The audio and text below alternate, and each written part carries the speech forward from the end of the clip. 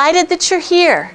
So let me give you a little bit of overview information on Family Tree. I know that when you came by, do you need me to scoot over a little bit?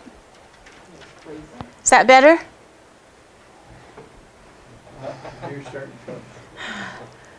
Okay? All right.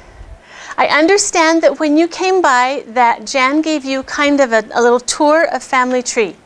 So what we have is I have a series of 4 classes that I teach on the Family Tree. This is the first class, which is an introduction that walks you through the different fields that are on Family Tree, how to add information, how to edit information. The second class, come in.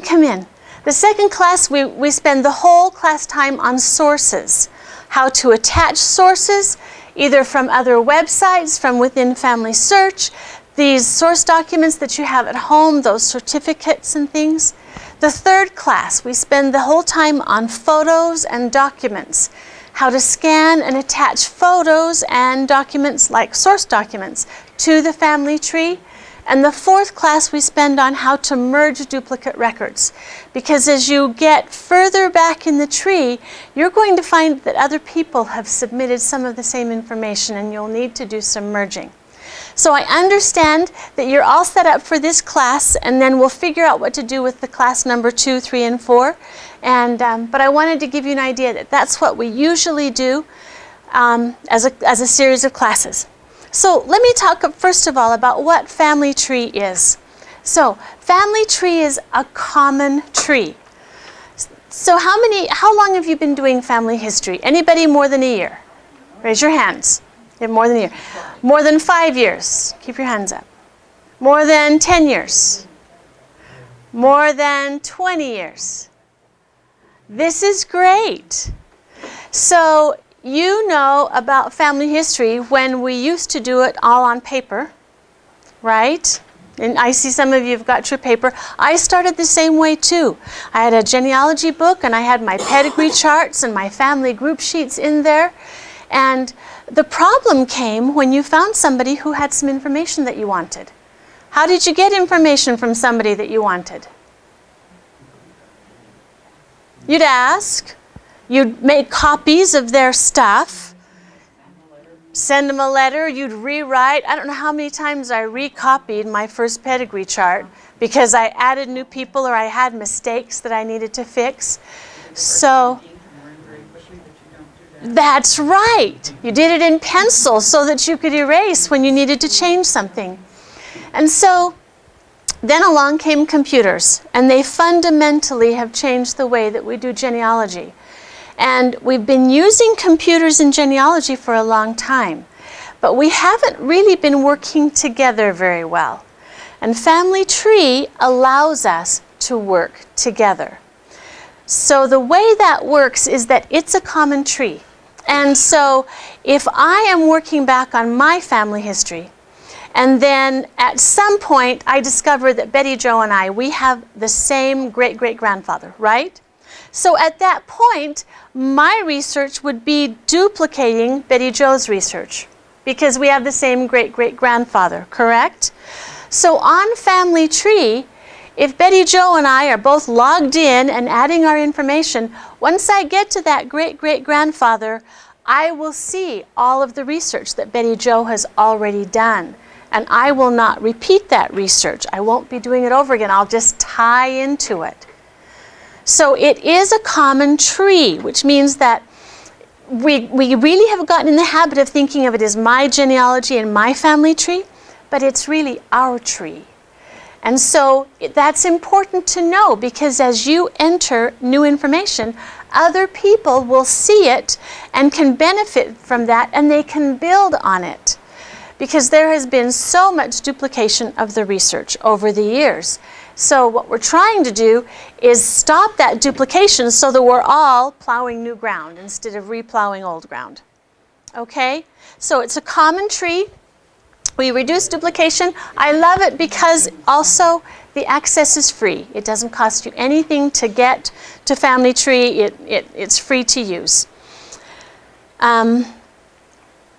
So the goal on Family Tree always is that we have accurate data. And we have 3 mechanisms that we use to make that data as accurate as possible. One is editing. Anyone can edit the information on Family Tree, which means that, I'll go back to Betty Jo and our common great-grandfather. If she has entered some information, and let's say I come across his death certificate, then I can actually enter that new information that I find on the death certificate on that record. And it's more accurate than maybe the death date that she was kind of guessing at based upon other information, right? So anyone can edit a record. The second way that we increase data accuracy is by sourcing. I don't know if you've ever gotten into a little bit of a discussion with somebody about a piece of data. That, well, no, Grandma was born in 1933. No, I think she was born, she always told me she was born in 1938. So how do you settle that argument? Yeah. Birth certificate, death certificate, sourcing. You add those good sources, and then the dust starts to settle on some of those little disagreements, and we're really building our tree on accurate data. So sourcing is key. The third way that we increase the accuracy of the data is through collaboration. I put in my good information, you put in your good information, and then somebody else will add theirs. More eyes always make for more accurate data. That's why newspapers always have a proofreader and an editor. Because one set of eyes, we make mistakes. Have you ever entered genealogical information inaccurately?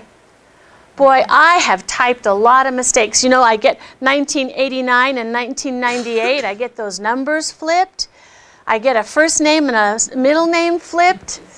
So, so that's why we have more eyes. And in the genealogy world, that's called collaboration, working together. So really, for the first time, we're all working together on a common tree. We're all looking at the same information.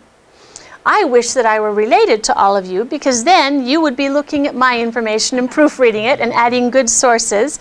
I don't have a lot of people working on my lines just yet, but it'll come. So let's talk. I think you're all signed in, right? And you've all got your tree up, right? Okay, so we are right on track. I'm pretty excited if we hit this point by about 10:30. So we're doing really well. So what we're going to do is, let me tell you a little bit about how I'm going to teach this class. This is the format. Everything that I teach you how to do, we will do 3 times. First of all, I'll teach you the concept. Second of all, I'll demonstrate it live online so that you get to see how I do it. And third, I will give you time here in class to practice it. I tell you that now because you are going to be sorely tempted. And the temptation will come that at the point when I'm teaching or demonstrating, you'll find your hand wandering up to the mouse. And you're going to want to do it with me. But I promise, if you'll watch me through the demonstration step, I'll give you time to practice, and I'll come around and I will help. So that means you'll get a chance to go through everything a good 3 times. And so if I say, okay, it's time to sit on your hands, then you'll know that we're through with the practice and ready to move on. So, I think I understand where you are on your family tree, as far as each of you have quite a few people on your tree. You've just got a couple. You've added your mom and dad, right? Yeah, I got some beach ones. That's okay. We can fix those. So let me teach you a little bit about how Family Tree handles individuals. Jen, do you want to grab a chair? I will. Oh, you can have this. I'll go in there now. Okay. Just in case they need help. Okay. All right. So, because it's a common tree, there's a pretty good chance that once you get back a couple of generations, you're going to find people that someone else has already entered. All right? And so because of that, here's how we deal with adding individuals. So let's say that you want to add your grandfather or even your father. You always ask yourself first, is it possible that someone else has already entered him? It is. We have cousins that we don't know that are working on genealogy. They may have put it into Family Tree. And so because of that, so imagine that you're this young man and he wants to add his grandfather over there. So we always search first. And the reason why is that he did a search. He put in his grandpa's name and probably birth date and birthplace, and then he clicked on find. When he did that, this is what came up. This little cousin over here that he didn't even know that descends through the maternal line, her last name's completely different. She had already entered Grandpa Fred White. So when he connects to this record, rather than typing it in new, he gets Grandpa Fred White plus Grandpa Fred's wife, Ann. So now he's got Grandma Ann, all of their dates and places, and their parents, and another set of parents over here. So he's brought in 3 generations of data that she has already carefully researched and gathered. So now he's building on her research right from the get-go. So when we add a person to Family Tree, we always go hunting first to see if we can find them already in the database. So let me show you how we do that. We do it 1 generation at a time. So you've all got yourself entered in the first line of your family tree. The next thing that we want to do is add your parents and your spouse's parents. Okay? So in this case, my father is deceased. So do I want to add him or do I want to search for him? I want to search. I do. So I'm going to do, and the term that Family Tree uses for that is find. Now, my mother is living. So Family Tree treats information on living individuals differently than on deceased individuals. We have to protect information for the living. So I don't want someone to be able to know my mom's birth date and her maiden name, things like that, because she's still alive. So I won't be able to find a record for my mom on Family Tree. I am going to have to add it. A search won't yield anything because she's living. So I'm going to type in the information on my mom as a new individual that I enter into Family Tree. If my brother logs on to Family Tree and he goes and wants to add my mom, he can't even link to my record for her, because records for living individuals are visible only to the person who enters them. Okay? So if I enter my children's information, not even they can see it. It's only visible to me. So information on someone that is deceased is visible to everyone. Information on living individuals is visible only to the person who enters them. Any questions about that? Yes? What about, all right, I do that. I enter my mother, she's living, and 5 years from now she died. Yes, then you can go in on that record that you entered and you just click on the little button that says deceased and you enter her death date, and now that record will be visible to others. Good question. Okay, any other questions? All right, so then let's go down and say that I want to add my husband's dad and mom. So his mom is deceased. I'm going to start with her. What will I do? I'm going to find. Yeah, so I'm going to go find her record. His dad is still living, so what do I do there? Add. Okay, pretty clear? Yeah. So since the information is only visible to you, I don't suggest that you spend a lot of time entering living individuals like your children and grandchildren, nieces and nephews, because no one else will be able to see it. You can enter it, but it's really only for your own use. And the real power of Family Tree comes as a collaborative tool. Okay.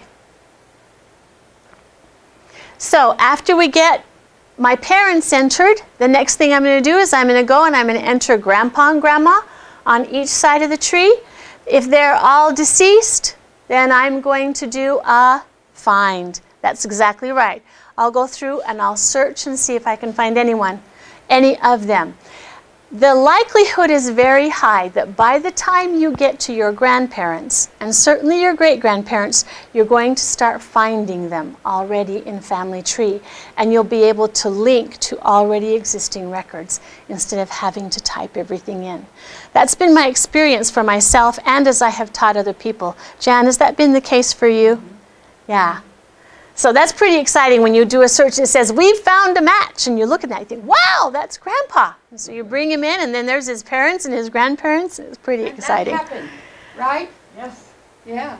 only I didn't know to find, and I just added, and all of it popped up. It looked for you. But it found it for me. Okay, so let me show you where we do that. This is, let me go here, I'm going to go to my actual tree. Yeah, that'll be the easiest.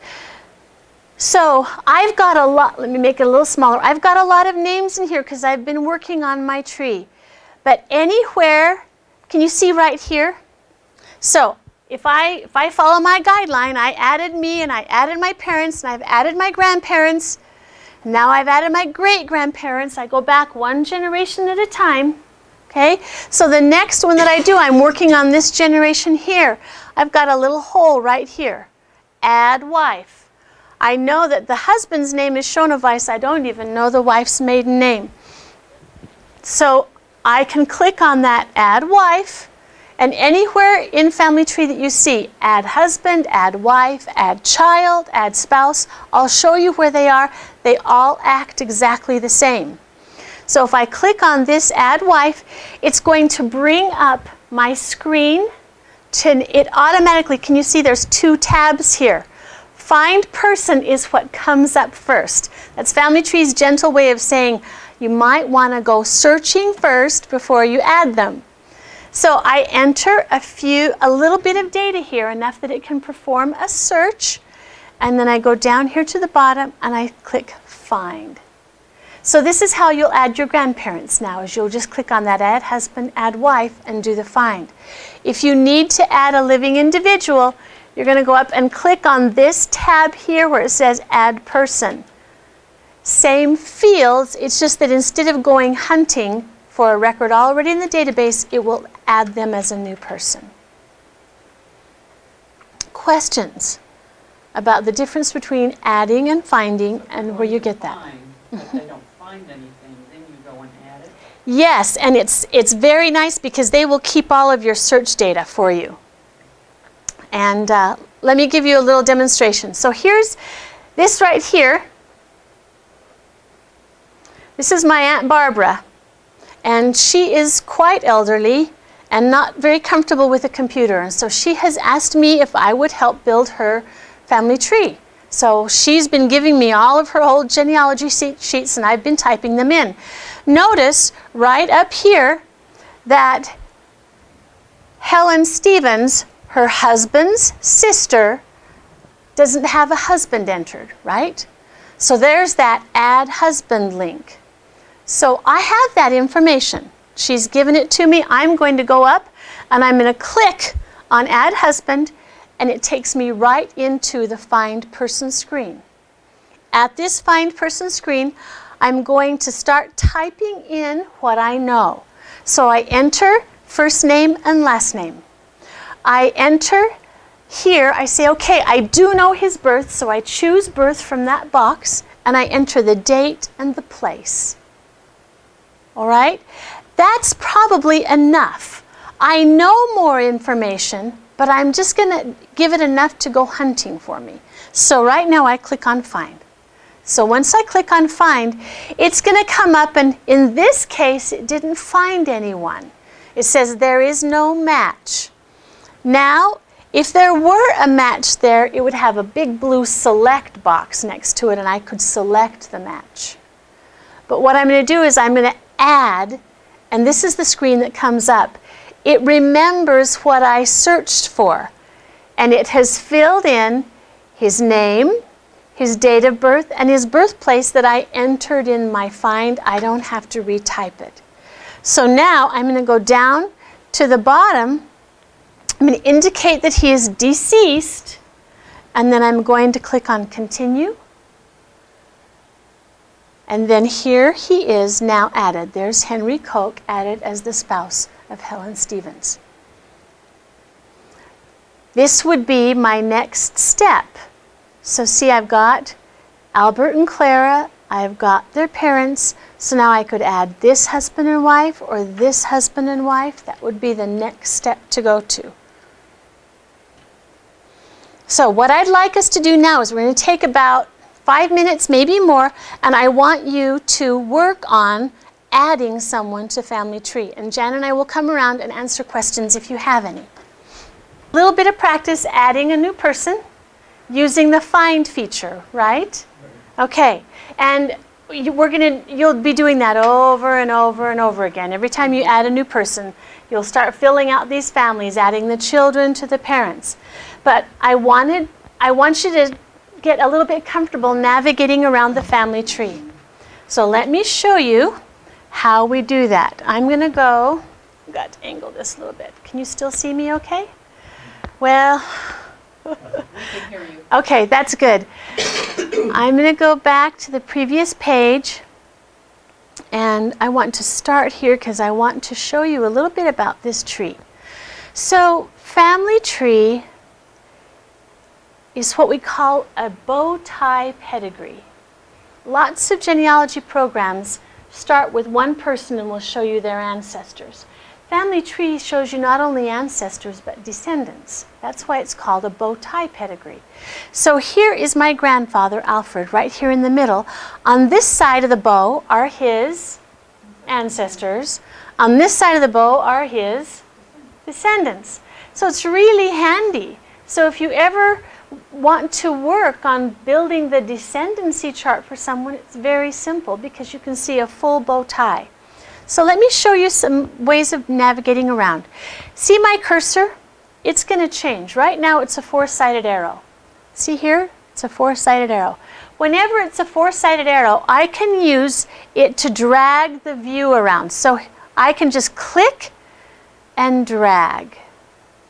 Click and drag. That allows me to move things around because my eyes are not what they used to be. So I like to be able to zoom in a little bit. So see these controls over here on this side? The plus will zoom in. So I click plus, it makes it bigger. Oh, that's much easier to read. Okay? But now I can't see my whole pedigree. If I want to go down and work on this line, I just grab my cursor, slide it up, and I can move my tree around. So use your zoom buttons, plus and minus, and your drag buttons to make it easy on your eyes. Okay? Sometimes I want to make it little because I really want to see a lot. And the time when I want to see a lot, let me show you what these buttons do. See over here on this end, I've got buttons, arrows, little round arrows. They also exist on the end of the bow tie end. If I click those, either direction, it says expand tree. What do you think I'll see? Yep. So if I expand the tree this way, I should see their descendants. See how I just drag it around to see what I want? And if I click over here, I should see his ancestors. Okay? And when you expand the tree, it expands and it adds 2 generations at a time. If I expand the tree, so right now I've got John Hiram Carter's ancestry. If I want to see Robert Newton Garner's ancestry and I click expand the tree, it will collapse the other generational expansion so that this one will fit. Because we're generally only working on one branch at a time. That keeps your screen. Imagine, so if I really want to see all this, oh, I have to get smaller still. Okay, now I can see it. It really isn't very functional because everything's so tiny. So most of the time I zoom in enough that I can really read it nicely. And I just move I use my mouse to drag the view around. So that's how we expand our generations forward and back. Next, I want to show you how we hover. Where's my There we go. Now I've got this little highlighting. See this blue stuff here? Sometimes Family Tree, if you have trouble with it painting up, are you familiar with where your refresh button is on your browser? Where in Google Chrome, which we're using, see this little curly Q right up here? It looks like a circle with an arrow on it at the top. That's your refresh button. I would like to get rid of this highlighting, or Jan needed to be able to see someone that her husband had added, so I needed to refresh the screen. So I refreshed the screen and now that highlighting is gone. So if something isn't showing right, just refresh your browser. Okay? All right. One of the things that I really like about Family Tree is it has this lovely clean pedigree view. But if I slide my mouse over, I'm not even clicking, I'm just hovering, then there's more information available. Notice the children show up. Let me hover over another one.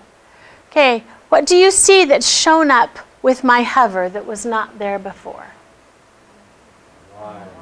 Wives. Yeah, both. Wives here and children here. Notice if I'm not hovering, I don't see it. So if I go here, now I have a clickable arrow. I can say, I'd like to see those wives. Robert Newton Gardner was actually married twice. Mary Ann Staley died, and then he married Lucy Letitia Martin.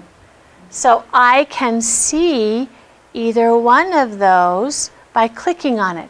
Now, did you notice what happened when I clicked on her name? This is the Family Tree action whenever you click on a person's name on the tree. It brings up what's called their summary card. So here is the summary card for Lucy Letitia Martin. It gives you a little snapshot. Here's her birth and her death. I can go click anywhere on the tree and it will close it down. Let's say I want to look at his children. I can click on the drop down arrow. There are the children. What do you think will happen when I click on Roxanne Garner? It will. It'll bring up her summary card. That's important to know because it's from the summary card that you navigate into their detail screen. And that is right down here. I can either click on person at the bottom or click at their name on the top. So I'm going to click on their name for Roxanne Garner. This takes me into her details screen. This is where I can see all of her vital information. Name, birth, death, alternate names. Here's where we attach all of her sources. Here's where I see the details screen is where all the good stuff is. If I'm at the details screen and I want to get back to my pedigree view, I just go up here and I click on tree. And it'll take me right back to where I was. So I'd like you to take about 5 minutes. I want you to move around your pedigree. I want you to expand some generations if you have them. Click into the details screen, get back to the tree view. We're going to take about 3 minutes and do that. We want to do.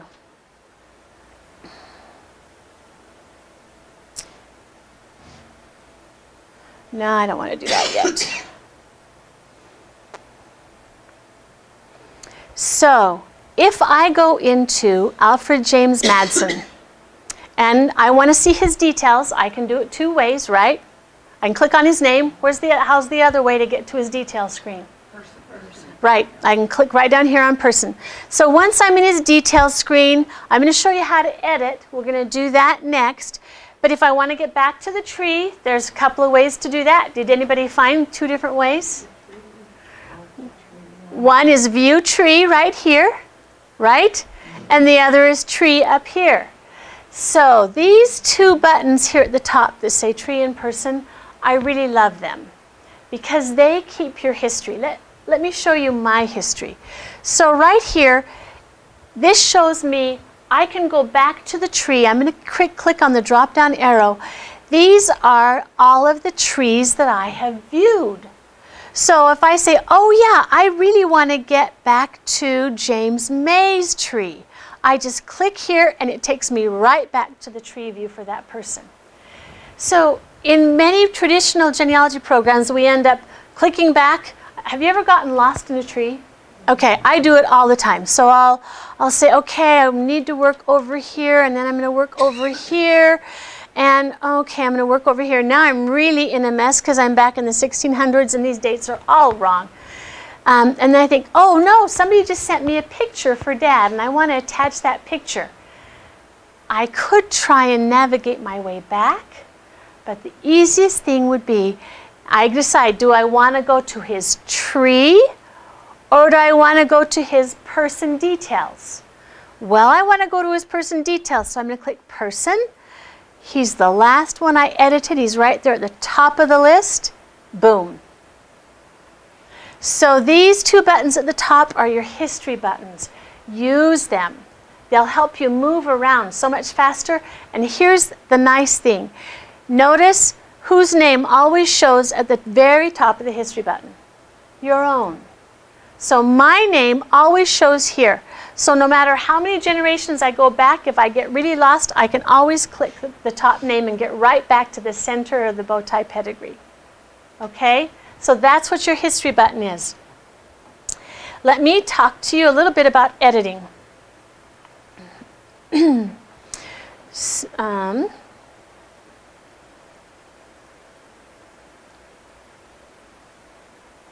I'm going to go to George Carl Christian Bosselman.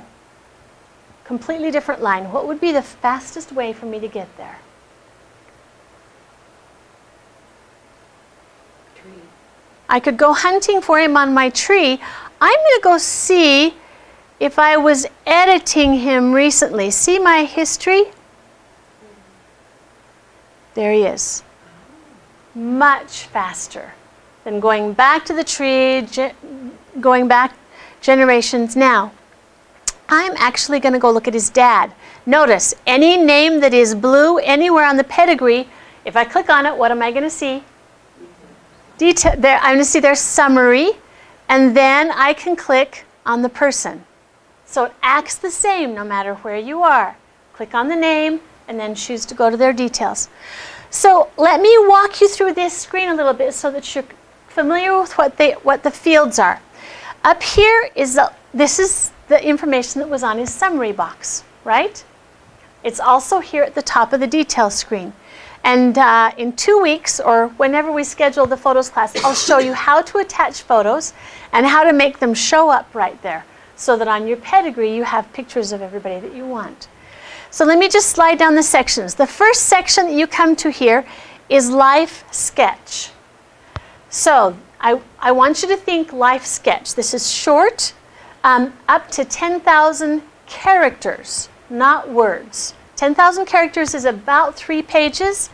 I usually recommend that a life sketch in this section is no more than about 4 paragraphs, because you really just want a little sketch. If you have a long autobiography of someone or a biography, there's better places to put it. This is like he grew up working the railroad, moved to Dallas, and was never heard of again. Okay, that'd be a short life sketch. Now, the next section down is the vital information section. Here we have birth and death and burial and name. Now, every piece of information within the section is clickable, and you use the click to get the details. So right here, I'm going to go look at his birth date. I'm going to click on his birth date. When I do, it gives me some important pieces of information. It's going to tell me the date that it was last modified and who modified it. So this tells me that I was the last person to make a change, and I did that in 2008. And if I click on my name, it will bring up my contact information, which includes my email. That's not really important to me on changes that I have made, but what if they are changes that someone else has made? Are there times that you would like to be able to email someone who might be entering information on the tree? Absolutely. So in order to see that, you just click on the information. As I mentioned, I'm the only one doing very much on this line, so most of the changes are mine. Okay, I'm going to slide down the screen. So this first section is their vital information. Next section is the other information. Here you can add details like any of these. Their immigration date, their military service date, naturalization date, their residence at a certain time. Anything that doesn't fit under their vitals, you can add it as an additional piece of information here under Other. Okay? Next section down, this is just an overview. We're going to go into this in more detail. The next section down is the family section. This looks a little different because we actually have two families here. This is the family where George is the father, showing he and his wife, and here are their children. This is the family where George is the child, showing his mom and his dad and his siblings. So you have both family groups that he's a part of right there on the same screen. And the person that you're looking at is always bolded. So you know this is George Carl Christian Bosselman's record because he's in bold here and he's in bold down here. Okay, this is the family section. So if I discovered another child that I needed to add to either family, can you see the link where I would add them? You're nodding your head. Right here at the bottom. See add child here? This would be adding one of his children. Add child here would be to add one of his siblings. When I click on that add child button, what do you think is going to come up? Yes. Find. It's going to come up with that very same find screen that you're already familiar with. Okay? So I'm going to cancel out of here. Notice I've got that add button everywhere. Right up here, did anybody see this? I have an add spouse. If he had a second spouse that I needed to add, I would click on here. Let's say that he was an adopted child. So he has biological parents and he has adoptive parents. I can do that. I can add another parent here and I can indicate their relationship. So we can track all of those interesting, non-standard family relationships through this family screen. Okay, I'm going to slide down a little further. This next section is sources. These are sources that I have attached. I've got 4 census records, and then I've got a death record that I've attached for him. So I've done the research and I've found them and I've linked them, and I'll show you how to do that in a future class. So we're not going to spend a lot of time in sources. The nice thing is that since I've attached them, now anyone that goes to look at that record will see the sources that I have already attached. Don't you wish that somebody had done the research for you and you could come along? Yeah. Unfortunately, we're pretty much the trailblazers because these tools are finally available. So we are making the road easier for those that come behind. All right. Next sections below are discussions. We're going to talk more about that in a future lesson. Just know that it's a place where you can add questions that you have that someone else might be able to answer. Notes. Notes are any little pieces of information that don't fit other places. So I have a note here that says, I added, why did he move to Texas? His whole family stayed in Wisconsin. For some reason he went off and I found him in a census record and then his death certificate is in Texas. We have no idea. Maybe work.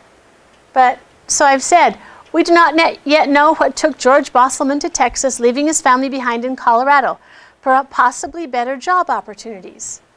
So someone now knows that that's kind of an open question, and they also know that I've been careful and not grabbed the wrong George Bosselman, right? Because if his whole family's in Wisconsin, couldn't we have grabbed the wrong record now down in Texas?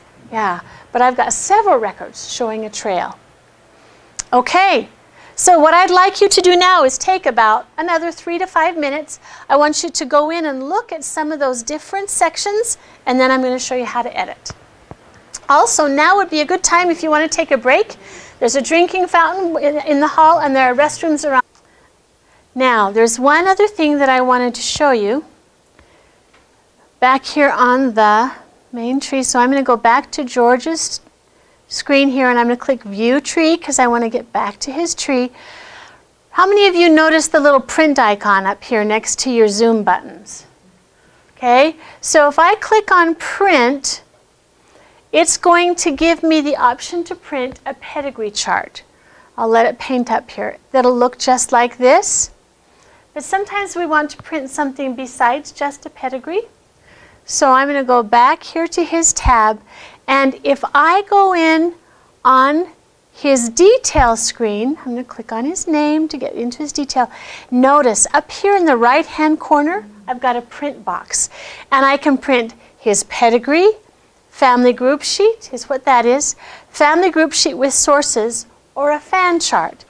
And I have printed some samples of those different types of charts so you can see what the output looks like, and you can pass those around so you can see what we can print from Family Tree, and they are continually adding new charts. Okay, so we've talked about printing. I'm going to walk you through what we have available down here on this side, just so that you know what's there. We've gone through the fields that are on the main part of the screen, so you can print your charts. Research help, search records.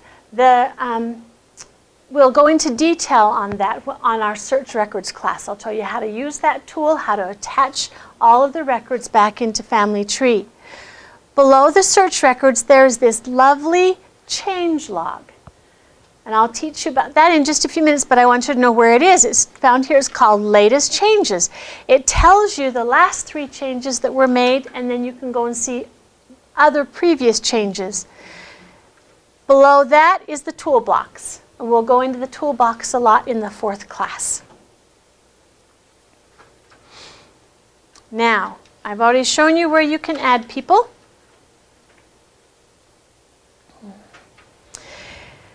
We've talked a lot about adding new information, but we need to know how to edit so that we can correct not only what we enter incorrectly, because we all do that, but information that we find that's already on the tree that's inaccurate. We want to be able to clean it up. So anyone can edit information on a deceased person, and that allows us to have accurate data. If it's a living person, only you who enter it can edit it. Okay, so here's an example. Here's Hilma Sophia Larson. She's my grandmother. I want to go in and look and see what her data is. So I'm going to click on her name, which brings up her summary card, and then I'm going to click on person to get into her details. All right, so here I am at her details screen, and I just start looking down here. Now, if this was a record that you were looking at and you're thinking, okay, I'm trying to add details where something's incomplete. Do you see where something's missing?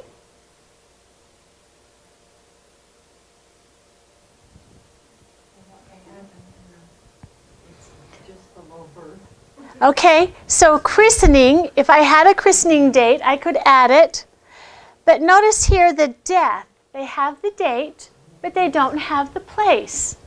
I have that in my written pedigree chart, and I can go look at it. So what I have to do first of all is I have to click on that date, right? So if I click on it, it's going to expand it out. Now that I've clicked on the date, can you see now I've got an edit button? That edit was not there until I clicked on the date. So you click on it to open it up, and now if I go and click on edit, then I get a full edit screen for that death. So now it says this is what you have, deceased, date of death, and everything else is blank. So I'm going to go in and I'm going to type where she died, Baker, Oregon. And then Family Tree, you're going to get very familiar with. They say the reason this information is correct, because it's a common tree, it is going to invite you to enter the reason or the source for every piece of data that you enter. And it keeps us honest. So here's the reason. Mine came from a family group sheet compiled by James A. May. He was my dad. He did a lot of genealogy work, and I have his family group sheet. That's where I got this date. I've entered that. Is that a really good source? It is. It's a secondary source. It's not really great. But it's the best I have. So I put that in. The reason that I do this, now let's say that a cousin of mine is doing some searching and comes across a death certificate. And that death certificate says that she really died in Eugene, Oregon, and not Baker. So she can go in, she can say, oh, well, Melanie entered that, but it just came from a family group sheet. Now that I have an actual death certificate, she's comfortable making the edit, making the change. So you enter the reasoning behind the information that you are typing in so that you claim it. You say, this is where I got it from, and so that other people can weigh the strength of that source. So I enter that. Abandon the source that you listed? Does it abandon then the one that you listed and put her source in? Yes. It keeps it in the change log so it's visible, but hers will now show up. And then when I'm finished, I click down here on Save. Once I do that, this is the updated source. So now it has the date and the place. Here's my reason, shows up there, and the date and my name as the person who changed it. Any questions about how that edit process works? Okay. So, I'd like you all now to take a few minutes and edit something on your family tree. Okay? Dates are written as, what's today? The 8th? 7th? 5th. So dates would be written as 5 May 2014. That's the format. Okay? And places, if we were going to describe this place, how would we do it? We'd start with the city, which is Cheyenne, and then we'd put a comma and a space. And then Laramie, which is the county, and then a comma and a space, and then Wyoming, which is the state, and then a comma and a space, and then what? And then United States. That's really supposed to go right there. Okay?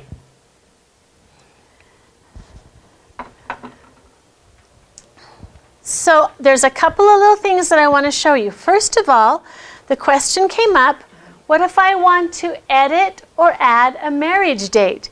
Notice, marriage date isn't up here. That's because marriage information is linked with a person, the spouse. So marriage information is down under the family section with the spouse. So I'm going to slide down to that section. Here's my family members. Here's the husband and the wife. Notice right here, edit couple. If I click on edit couple, it will bring up, here's the marriage. I can add a new marriage. I could add a divorce date, a separation date, any information there. But that is, it's kind of hidden. It's underneath that couple box. Okay? This is probably too soon to ask this, but when you have multiple marriages in a family, how do you get all those different relationships into these sections? Very good question. So if maybe too early, but no, there's been some divorces and some remarriages and so. Okay, fit that in? So let's just assume that George and Anna divorced, and then George married another woman. Yeah. Okay, so I would go into George and Anna, and I would I'd add a divorce. So I'd add an event here, and I would choose divorce. Okay, so I would add the divorce date here. I'm going to cancel out of that. And then I'm going to go back to the family tree record where I was. So then they'll have a divorce date. I'm going to go right down here. Nope, sorry. Right up here, and I'm going to add the second wife as a second spouse. And I would add that marriage date. And if something happened and they divorced, then I would add the third wife. Notice the children list under the parent. Let me see. I've got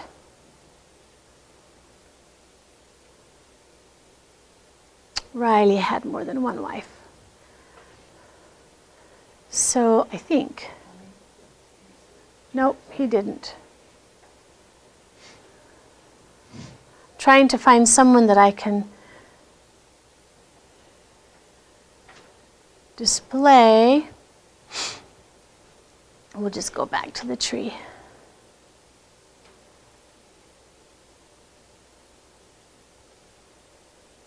Here we go. So Johann had more than one wife. Let me show you how it displays. And the same would be true if there was a death and he remarried. Exactly. So here is Johann Martin Hartmann, married to Maria Siebel. These are his children. She actually died. And so then he married Maria Elizabeth Mueller. These are their children. So the children are associated with the couple that they were born to. Okay? Good question. Can you put a preferred wife You on the can. tree? You can. Say you are descended from the second wife.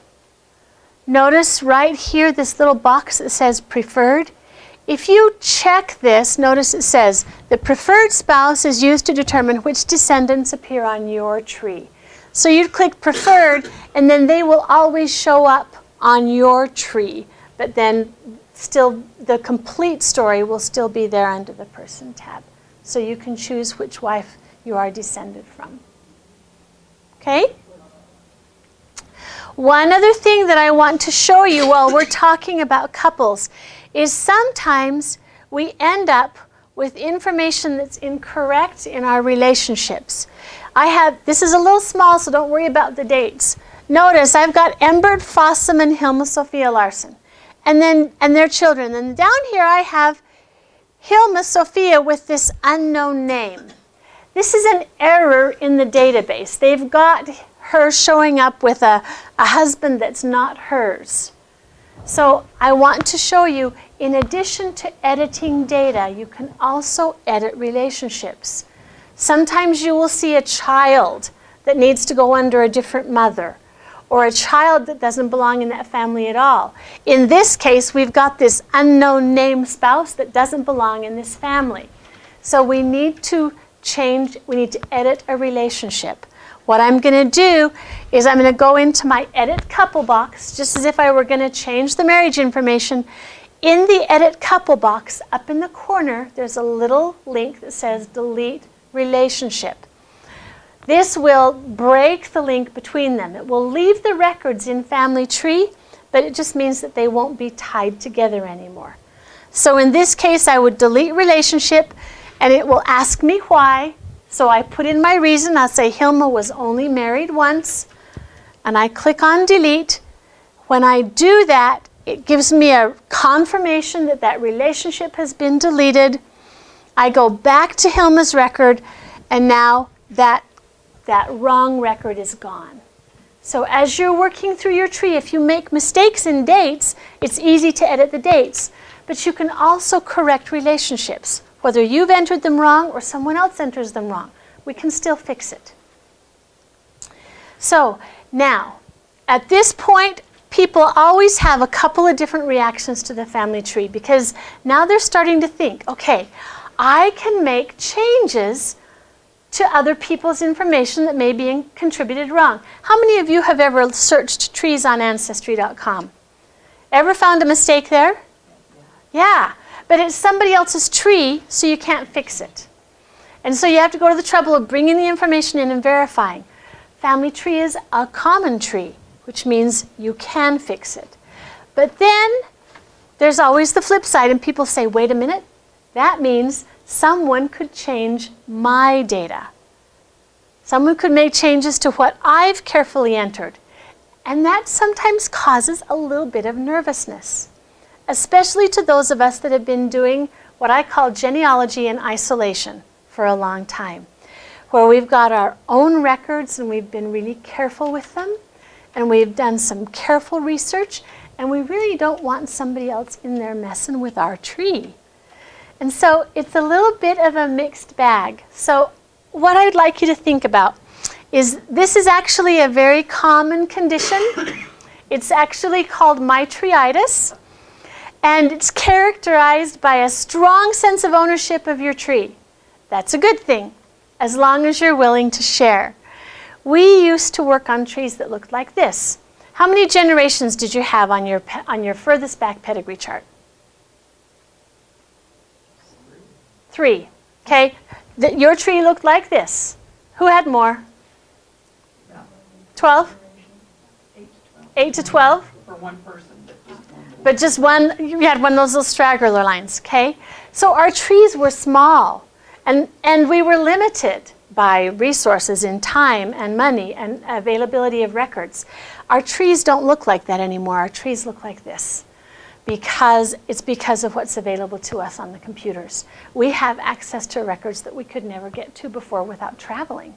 And how often can you afford to travel to Germany, really? But now we can get those records. We have the wonderful collections, international collections at our fingertips. And so our trees grow very large. And we need lots of help in order to keep them accurate and in order to keep them growing. So being able to share your tree is a good thing. And sometimes I'll get a little nervous about the changes that are being made. And so there are several things that we can do on Family Tree that will help us manage this idea of a shared tree. 3 specific tools. You can put a watch on your ancestors. You can use the change log to undo changes that were made in error. And perhaps the most important is you can attach source documents. So let's start with talking about, let me give you a few minutes. How many of you edited at least one piece of information during our last practice? Do you feel pretty comfortable with the editing? Okay, then what we're going to do is we're going to move on. I'm going to teach you about using your watch list. So after you've edited a piece of information, a person's information, and let's say you've attached several sources, we become rather vested in that person, and we want to make sure that their information stays accurate. And so we can put a watch on that person. So a watch will actually send you an email notification if someone makes a change to that person's record. Make sense? Okay.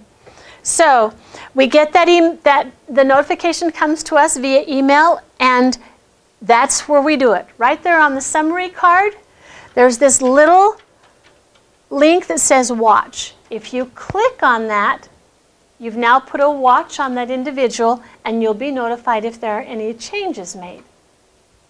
So who do you think you might want to click that little watch button? Who would you want to watch?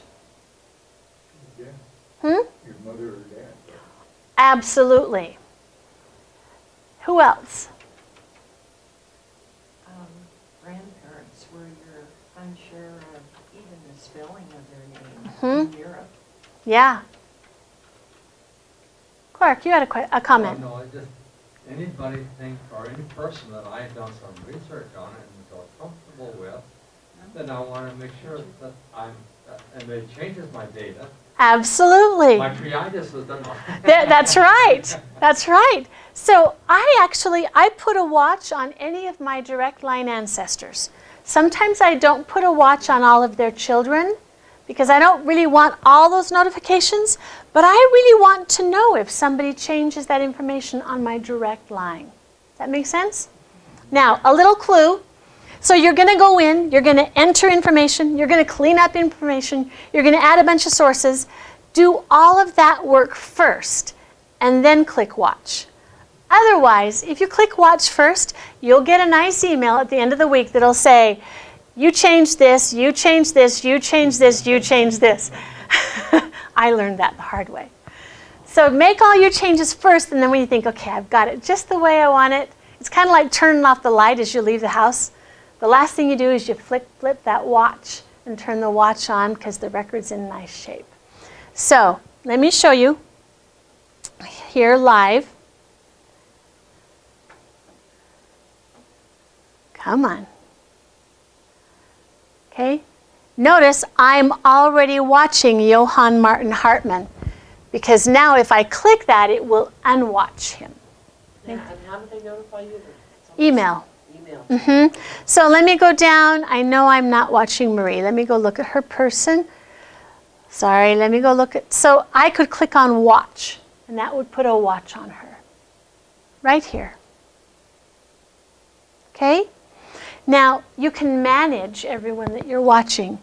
Right up here at the top, we have our lists. I'm going to click on lists.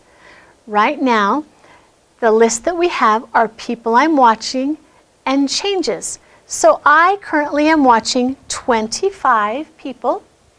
Here are their names. Here's their vital information. If I decided that I no longer wanted to watch my grandpa, I would just click on unwatch. But here's what I like. If I click on changes to people that I'm watching, I'm going to click over here. This will show me the person's name, the date that it was made, and details. And I can sort this. So right now, these are the most recent changes. So on May 3rd, Melanie Bosselman detached a source from Andrew May. That's not terribly important to me because that's me. This one is, though. Cecily Woodbury attached a source to Elizabeth Edith Rose Shemensky. I love keeping track of my watch list because that's what tells me who's doing, I know Cecily Woodbury. It's about time she started doing some genealogy. She's been retired for about 6 years. So I'm delighted that she's here.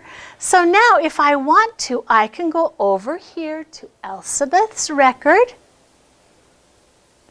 And I can go into her details. And I go over here to the change log. There's that change. Now, that's pretty minimal. It says source attached. If I want a little bit more detail, I can click show all. All right? So I'm introducing you to the change log. The change log is lovely. This shows me a list now of all of the changes that have been made, complete details. So this is what she did. Cecily Woodbury, it's a legacy new family search source that they're migrating some old sources that were on an old website from New Family Search, but this came from Cecily. So I can see actually what happened here, and I can click, and I can now contact her. Isn't that great? So the nice thing is that if I see something, reference just means that it was added, it's something new, and it's there. I'm trying to find, okay, there's a merge that was performed. Big old hairy merge. I'm trying to find one that I can roll back so I can show you. Current. Oh. I'm going to have to find another one. Changes that you can, so current means that it's showing up on the existing record. That's what the current data is. And pieces of information that are added just show up as new. But let's say that someone changed the birth date and I needed to go in and change it back. There would be an undo button over here that would allow me to roll that change back. So the change log gives you visibility into everything that's happening on an ancestor, whether or not you have a watch placed. If you have a watch placed, you'll get a notification if it's changed, but the change log is always there to help you see what's happening. Okay, any questions about the watch?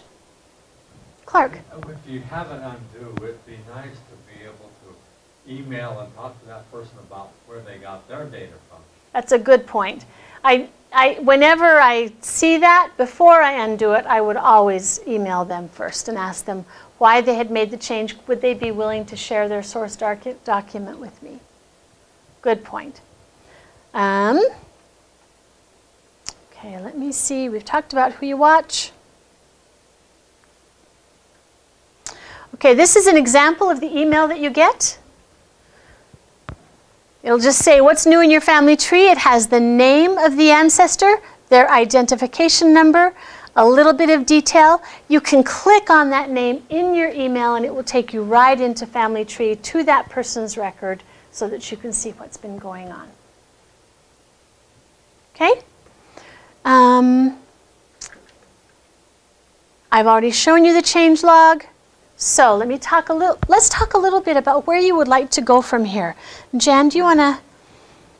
Well, I have brought our list of classes for June that you can sign up and come. By my name in the upper right-hand corner. There's a sign out there.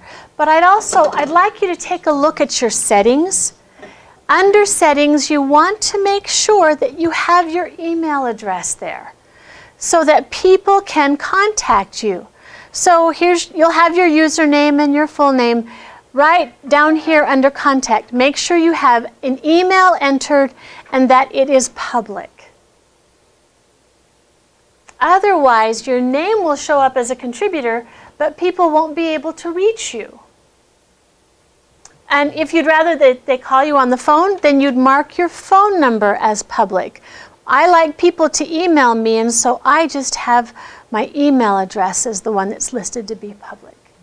So that's how you update your contact information. But when you're finished here, if you'll just click on your name there and sign out, then your login will be removed. And how do we transfer this to the printed pages that have all the columns?